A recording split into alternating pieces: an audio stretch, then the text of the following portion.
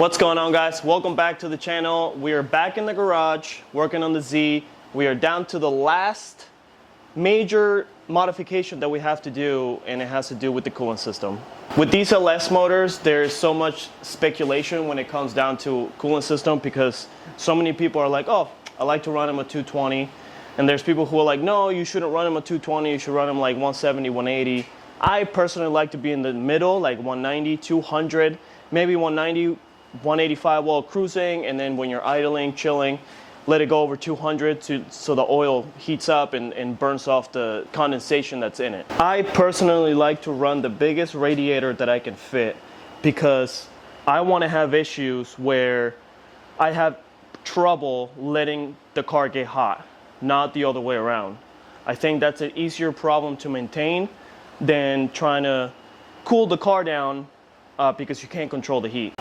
If you watched the last video, I talked about the whole car, went over the whole thing, but if you missed it, this is a northern radiator.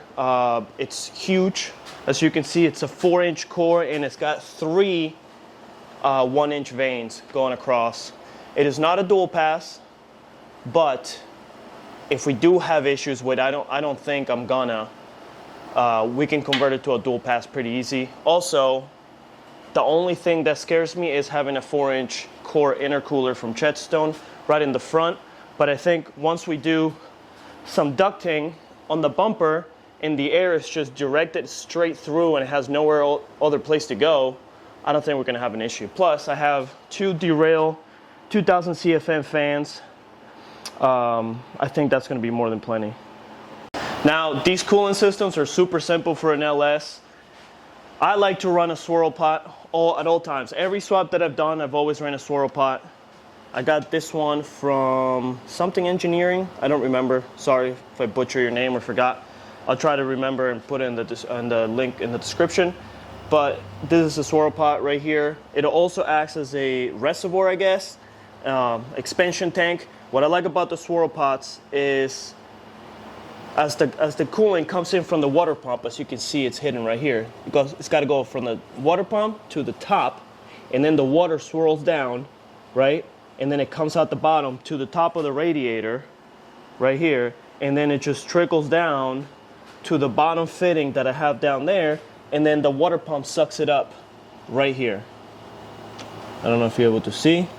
That's the fitting. We're going to weld a 90 probably, because it's very tight there for a -20. But that's it. What's nice about the swirl pot is that as the water goes down, it also bleeds the system somewhat, right? It takes the bubbles out of the coolant and stuff like that. So that's what's really nice about it. Some people say it also helps with cooling, like it helps like cool it down better. I mean, I'm not sure, but I've never had an issue with one of these, and I just always ran one. And honestly, bleeding the system, it's like super easy with a swirl pot. I don't even have to jack the car up in the front, to be honest. Now, there's many ways to do a coolant system. You don't have to do it all fancy with aluminum piping and stuff like that. You can just use regular, you can go to the junkyard and pull a couple hoses from another car that are just rubber hoses and just run them that way. I just want to run it this way because it's easier for me. It looks nicer. It costs more money, right? But for me, it's just, I don't know, it's just fancy, I guess. I just like the fancier stuff here. But we're gonna get started. I'm gonna show you how I do this. There's many ways to do it. This is not just the only correct way to do it. You can just run an expansion tank. You don't have to run a swirl pot. That's just the way I'm doing it. So stay tuned, we're gonna get to it. Before we start, I did start the coolant system already, and it used to look something like this. Now, I didn't like the way this looked, so we're gonna redo it. A lot nicer. This looks like butt. Not my best work, so we're gonna chuck that. And I also had this line already made that went from the bottom of the swirl pot to the top, but it would kink around here. That's why I want to remake everything the way I do, because then the hose will be under the turbo and more relaxed essentially, and I don't have to worry about no kinks, and it'll be way easier to access, if anything. But we are using also, this is 1.75" pipe to some 20. See if I can do this. Oh, no. All right, well, this is a bung from ICT 20. It fits right perfectly there. This is the dash 20. That's gonna go, oh, no! It's gonna go right here. I gotta angle this fitting a little better, but it's gonna go right here with the bung and then the pipe coming out of here. So stay tuned, we're gonna get started. When it comes down to doing this, especially with aluminum piping, really anything piping, it's just like puzzle pieces, right? Now, some people have really fancy stuff and tools to measure angle. I don't, I just use my eyes. And then, as you can see here, I use a clamp to mark straight, real nice, and, oh, it's not focusing, there we go. So you can see, I get the mark real nice. So when I do go to my bandsaw to cut it, I cut it straight, and then I put it on the sander to make sure the edges is straight. That way, everything sits nice and flush. So you don't need fancy stuff. The plan for this one is to sit right here like that. Now, we're talking about millimeters of space. Cut it right there, and then put another angle to go over there. So you can see here, tacked on all 4 spots. It's coming up here like this. I think we can do a 45 if we cut it straight, right? Essentially like this, but if we cut it straight and then we turn it down, it'll go right where I need it to go. But we may still take some off here just to move the angle facing more towards the turbo, essentially.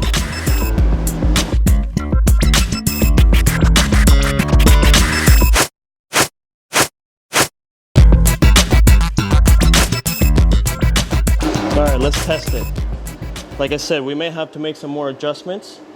As you can see, it goes too far away from the turbo. It's not really what I want. I don't want to have to add another 90. But I guess, you know what? I guess I'm stuck with it, because if I cut it more in an angle, it's going to hit this. So we're just going to add another angle, I think, and call it a day. We'll tape this one the way I want it to be. I'm not going to tack it yet because I'm not 100% sure. And then we'll add another angle, see what it looks like.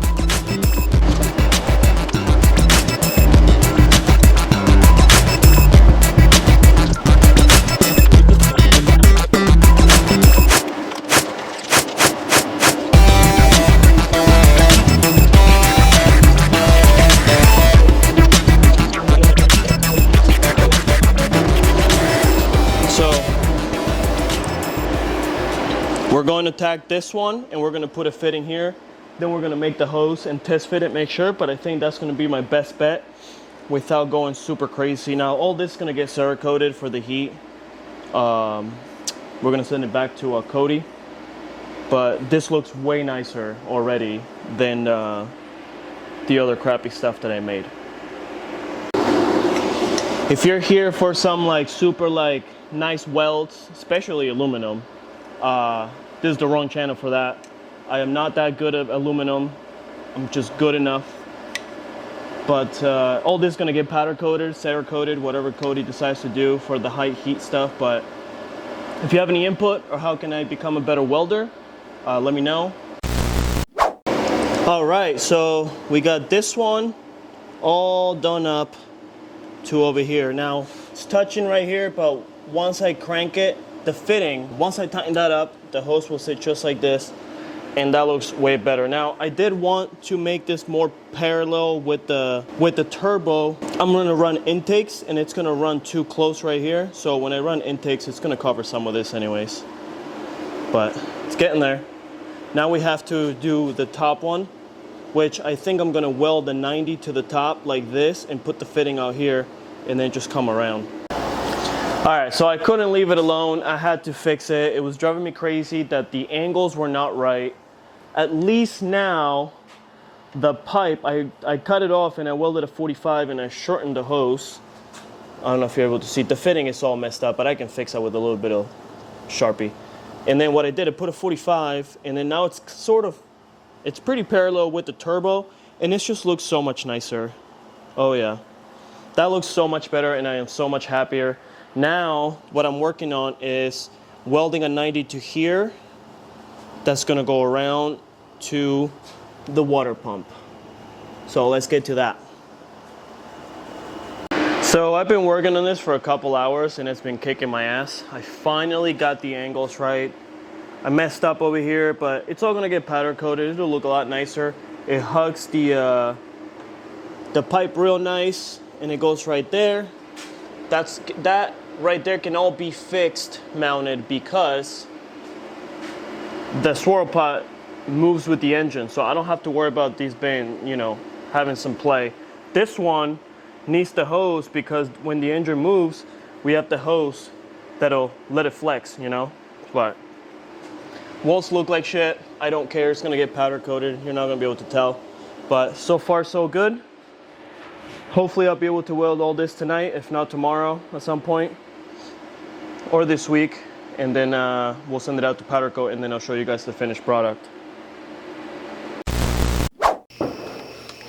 All right, I got a confession to make. So I literally could not stop thinking about the pipe going outside the charge pipe, because every time I have to service my car, do anything with the charge pipe, I have to disconnect the coolant pipe, and then I lose all my coolant. So, and I just couldn't get it to look right the way I wanted it to, and I literally redid the pipe 3 times actually. So we're back. Minor setback. It's okay. We're all good. Nothing to worry about. But as you can see, I redid the upper half of my charge pipe, and I made it come out farther because, as you can see before, it's a real sharp 90, right? This one now, it comes out farther out. So the whole point now is I can run my coolant pipe behind it to the swirl pot, and I don't have to drain my coolant every time I want to do anything with the charge pipe. Minor setback, nothing to worry about. Let me know what you think in the comments. If you like that one better or this one. I mean, at the end of the day, it doesn't matter because we're going with this one. So now we have to cut this beautiful thing apart again. I mean, not so beautiful, but we got to cut it apart. And obviously, you know, I love spending money, so I bought more bunks to weld so I can detach the whole damn thing. So now we're going to figure that out. This one is already figured out. I got to weld it. I got to finish welding that, but it's not a big deal. I can do that all at once and then send it out to powder coat. Well, there you have it, boys and girls. Gonna weld it to the existing bung right here. Oh, why is it so close? There we go. Down to here. It's kind of a pain in the ass to take off, but let's hope I don't have to take this off. Charge pipe is right here. Just gotta finish welding around, and then we can mock it up again. I already mocked it up I want to weld everything and then mock it up again, but it doesn't touch anything. I'll show you guys in a minute. Ready? Gonna try some YouTube magic. And there it is. All mostly welded up. Next time you see this, it's gonna be all powder coated. This line is done. The line is already made for that. You guys already saw the beginning of the video. Now the last piece of the puzzle is the thermostat housing, which I got one right here on one of these bags from the good old Amazon. Here she is. So the way this works, I don't know, it's kind of dark because I painted everything black, but this bolts to the thermostat housing and you can rotate it however you want. So, I don't know if you can see that right there is my thermostat housing. I have one of the Motion Raceworks adapters, so I'm going to take that off and then put this one on. Oh boy. This one on and swivel it down, and then all I got to do is, I'm thinking about just clocking this to the side and just weld a 90 up maybe, or maybe just like a 45 up.